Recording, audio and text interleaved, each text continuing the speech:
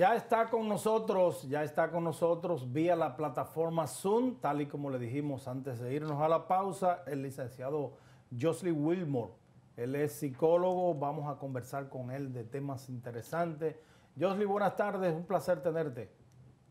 Buenas tardes. Para mí igual, un placer estar con ustedes en este espacio, tiempo sin pasar por casa, Así pero es. como siempre agradecido de poder acompañarles y poder darle la información importante a toda la audiencia que sigue al Tribunal de la Tarde. Gracias, gracias. Para nosotros es un gran honor, un gran placer tenerte aquí en el Tribunal de la Tarde.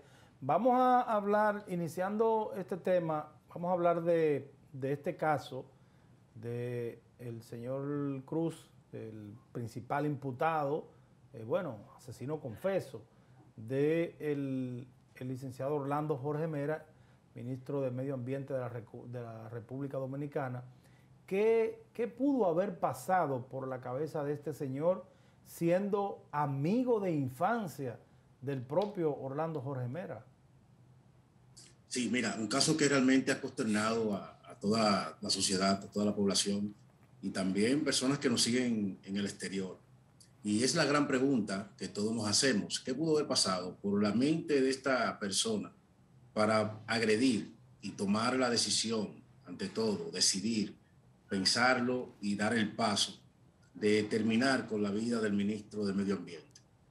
Y es que nosotros, una parte importante dentro de la salud mental y el comportamiento de los seres humanos es que debemos considerar, debemos siempre tener presente que las personas actúan y reaccionan tras diferentes situaciones que se le presenten en momentos X.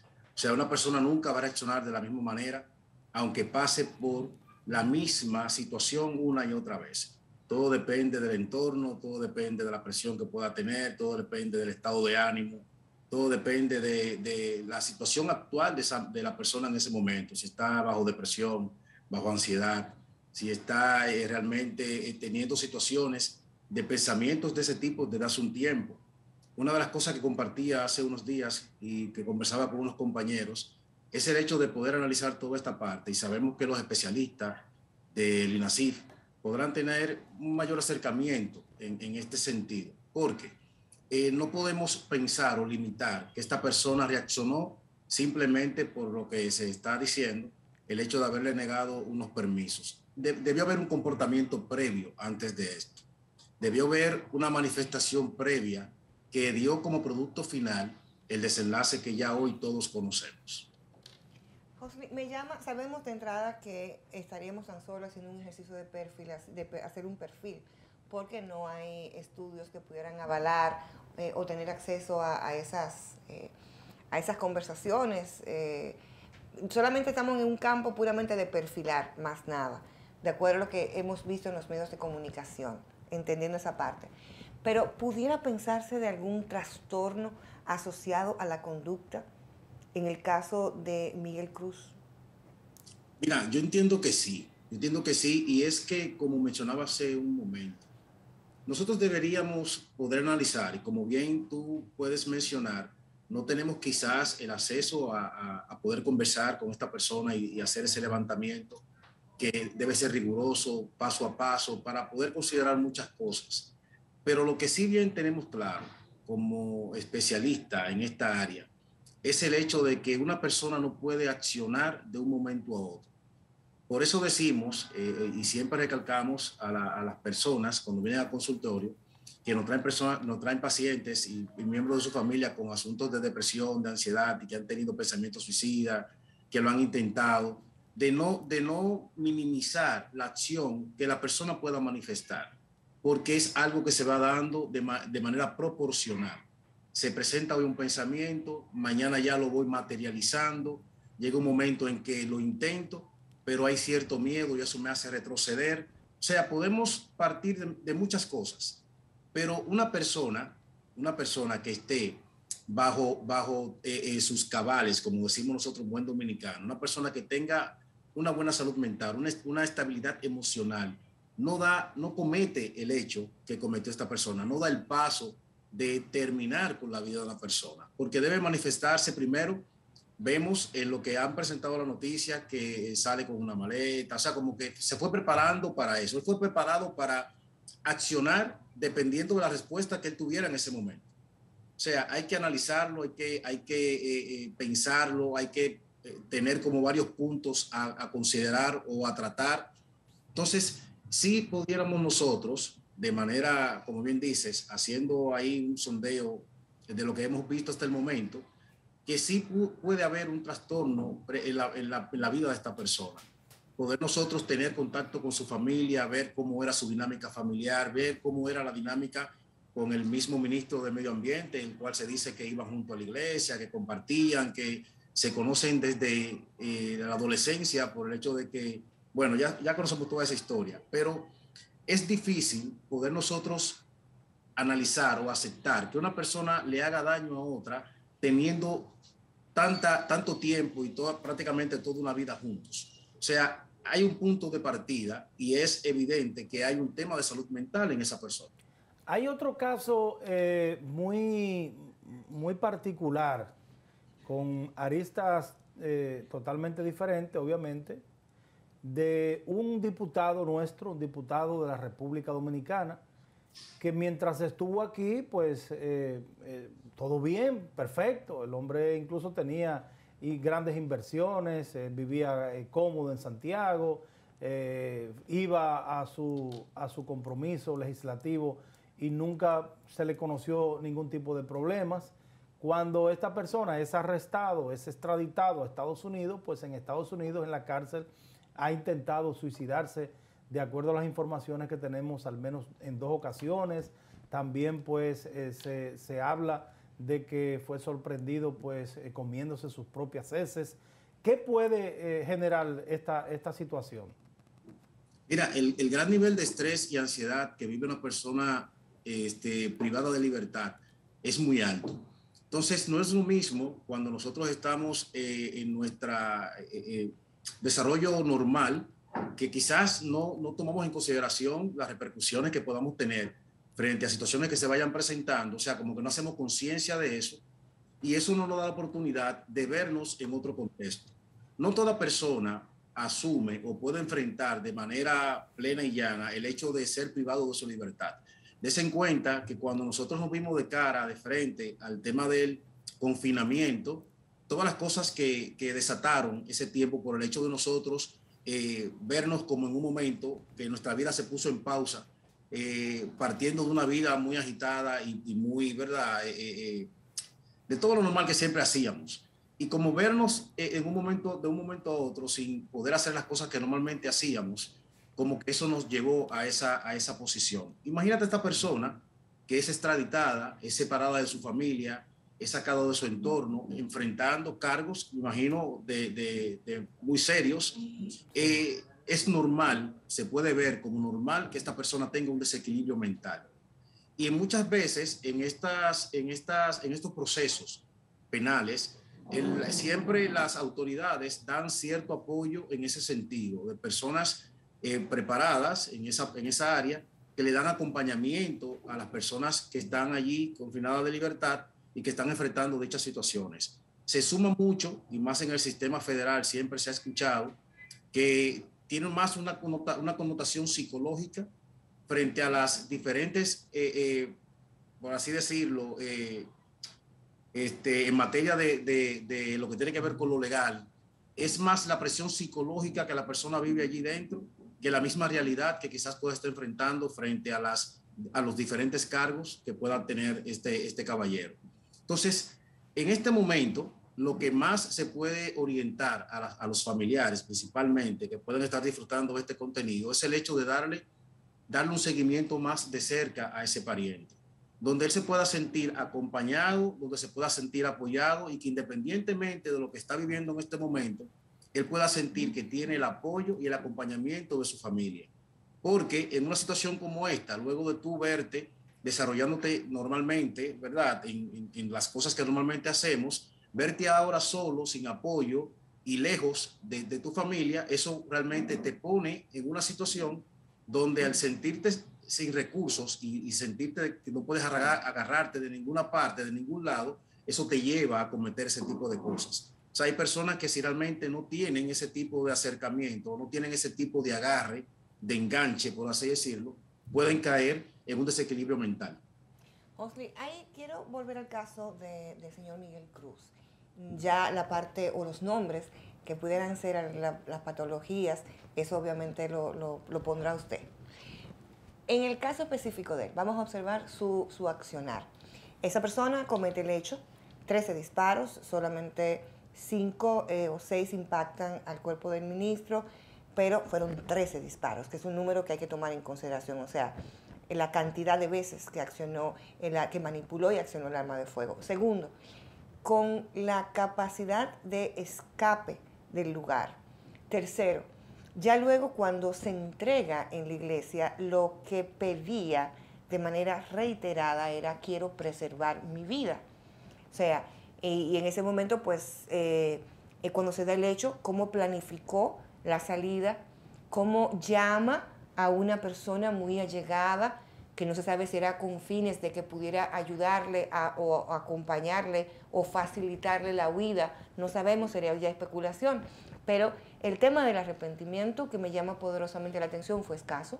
Ahí no hubo, como incluso cuando acabo de cometer tal hecho, acabo de matar a Orlando Jorge Mera, y después la parte que tiene que ver con ese cuidado en exceso de preservar su vida. Por eso es que manda a buscar a Jenny Berenice, a la magistrada, y todo lo que se produce. Eso, ¿qué pudiera pensarse? O sea, ¿hay algún rasgo que pudiera pensarse que es algo como psicópata, lo que fuese? ¿Qué entiendes en este aspecto? Hay características que nos pueden inclinar hacia esa parte, pero también, como bien dices, aunque hubo un poco rastro, ¿verdad? O un poco hallazgo en ese sentido de arrepentimiento, el hecho de refugiarse en esa iglesia y solicitar que se le preservara la vida, puede dar cierta connotación de arrepentimiento. Más bien, como decía hace un momento, el hecho de que muchas veces cometemos la acción y no pensamos en la consecuencia. Y es una de las cosas que nos ponen a pensar y analizar lo serio que es el tema de salud mental en nuestra República Dominicana, porque eso no encasilla prácticamente a todos los dominicanos. Nosotros no sabemos escuchar un no. No sabemos lidiar con el hecho de que si yo solicito algo, me pidan un tiempo o me soliciten quizás pasos a seguir, o sea, el llevar un orden determinado de las cosas. Queremos que solicitar algo y que se nos responda al instante. Entonces, el hecho de él cometer, o de él dar el paso, de quitarle la vida al ministro, eso nos deja ver claramente que es una persona que no tenía ese manejo, no tenía esa inteligencia emocional. Quizás el hecho de escuchar el por qué había sido rechazado en varias o en reiteradas ocasiones lo que solicitaba, y más que eso, el brincar, ¿verdad? Saltar esa línea de acercamiento hacia esa persona, porque en este momento, ok, estoy frente a un ministro, pero también estoy frente a un amigo, estoy frente a un hermano, estoy frente a una persona con la cual yo compartía en intimidad, o sea, que mi familia prácticamente era parte de su familia. Entonces, el poder nosotros considerar todas esas cosas nos deja en una posición bien preocupante, porque, o sea, cómo después de cometer este hecho y, como bien mencionas, tener la habilidad de poder salir del lugar y refugiarte en otro sitio donde solicitabas a una persona de peso, como lo es la fiscal, pedir que se te cuide tu vida cuando tú acabas de quitar una vida. O sea, eso también nos da la oportunidad de entender el hecho de que esta persona cometió la acción, pero no pensó realmente en todo lo que iba a desatar el hecho de haber dado ese paso. Entonces, nosotros como dominicanos, lamentablemente, muchas veces primero actuamos y luego pensamos. Y siempre en lo que tiene que ver con el trabajar, la modificación de conducta, los terapeutas hacen mucho énfasis en poder emplear la terapia cognitivo-conductual, que aborda, ¿verdad? Abarca esa parte. El hecho de poder enseñar a las personas, a los pacientes, a primero pensar y luego actuar, a darse un tiempo para analizar las cosas, respirar, poder entender cuando una cosa puede ser y cuando no. Y poder pensar en todas las situaciones que se desprenden cuando yo acciono, y antes de poder analizar qué pudo haber pasado o qué puede pasar. Y eso lo vemos en la violencia intrafamiliar, eso lo vemos en el abuso infantil, eso lo vemos en todas las áreas de nuestras vidas, y es porque lamentablemente no hay un acompañamiento o no hay una educación que tenga que ver directamente con esta parte. Josly, no hay duda de que esto es una tragedia, y no solamente una tragedia para la familia, esposa, hijos de Orlando Jorge Mera, sino una tragedia también para la familia de esta persona que decidió pues quitarle la vida a Orlando Jorge Mera, específicamente una hija, tiene varios hijos. En el caso específico, ¿cuáles son los consejos profesionales que si estuviese la oportunidad de brindarle a estas dos familias, qué le diría? Claro, mira, en primera instancia, el hecho de poder orientar a la familia del ministro a poder buscar acompañamiento en este sentido para poder sobrepasar este duelo. En medio del duelo, lo que tratamos es de poder concientizar a las personas el hecho de aceptar la pérdida. No es un asunto de olvidar, porque eso es imposible prácticamente, sino aprender a vivir con la pérdida, con la ausencia de esa persona, y más cuando sucede de esta manera.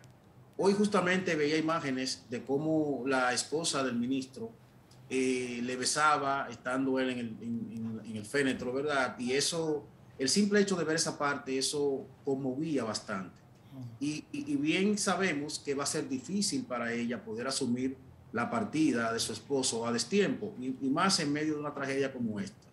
Hemos escuchado a sus hijos decir que perdonan al agresor, quizás partiendo de su posición con la fe que profesan, quizás ese perdón genuino que bien ellos mencionan que su padre les enseñó, le inculcó, y eso es importante, pero se debe trabajar la parte de poder trabajar este duelo para sanar y seguir avanzando. En cuanto a la familia del imputado, vimos declaraciones de la hija donde ella misma decía que le sorprendía la acción y le sorprendía lo que había pasado ese día en el despacho del ministro. O sea, hay una familia sorprendida por el hecho, por la acción que cometió esta persona, y también de igual forma necesitan un acompañamiento terapéutico, un acompañamiento profesional para poder aceptar la realidad de lo sucedido, pero también para poder mantenerse firmes y darle el acompañamiento que necesita esta persona ahora enfrentando a las autoridades tras el hecho que cometió. Y sin duda, muchachos, la parte de poder acompañar a esta persona. Esta persona está expuesta a, como el caso que me mencionaste hace un momento con el diputado que está en el exterior, sí. Es posible que si no se le da la asistencia debida, pueda también tener un mayor desequilibrio del que ya sabemos que tiene, porque, o sea, eso entiendo que no se puede discutir esa parte de que esa persona debe estar presentando una situación muy delicada de salud mental que le llevó a cometer el hecho. Entonces, en este momento, con el desequilibrio que ella tiene, si no se le da un acompañamiento adecuado, si no se le da la asistencia debida desde donde estará, ¿verdad?, privado de libertad, podríamos tener noticias más adelante dolorosas sobre esta persona. Entonces, lo más recomendable es que ambas familias, ambos miembros de estas familias puedan acercarse a un centro y puedan permitir que personas del área de salud mental puedan acompañarle a vivir dichos procesos, a poder agotar ambos procesos. Josly, ¿qué hacer con el grupo de colaboradores del ministerio que vivieron momentos de terror, de angustia? ¿Qué hacer con ellos dentro del punto de vista ya organizacional? No, claro, ahí también hay que tener un abordaje importante, porque ahí está también, están expuestos a vivir estrés postraumático todas esas personas que allí laboran. Veíamos imágenes ese día de personas que entraron en pánico, lo veíamos llorando, lo veíamos desesperados por salir. En ocasiones se abrían las puertas para que entraran autoridades y ellos intentaban salir y no se les permitía. Entonces, queda un trauma en esas personas que vivieron esta situación. El hecho de que también los ministros en sus localidades mayormente son muy respetados, muy amados, y también podemos ver el dolor y el sentir de muchas de esas personas colaboradores que sintieron la pérdida, ¿verdad?, de la persona cabeza de esa entidad. Entonces, de igual forma, hay que brindarle asistencia a estas personas. Hay que darle seguridad, que puedan entender que estos son hechos aislados, que es un asunto que estamos viviendo, índices de violencia en nuestro país, pero no es un tema de que esto se vive a diario, ni que tampoco lo vemos, ¿verdad?, que sea muy repetitivo. pero sí es necesario poder orientarles a ellos en esta oportunidad y poder darle esa entrada, esa oportunidad, ese pase de poder sentirse seguros en su lugar de trabajo y que puedan tener también una forma de cómo reaccionar cuando en otra ocasión se pueda presentar un asunto similar, que esperamos en Dios que esto no se vuelva a repetir. Gracias, muchísimas gracias al licenciado Jocelyn Wilmore por estar con nosotros aquí en este Tribunal de la Tarde. A ustedes también, amables telespectadores, gracias por la amabilidad de sintonizarnos. Mañana, si Dios lo permite, de 5 a 6, aquí estaremos en el Tribunal de la Tarde.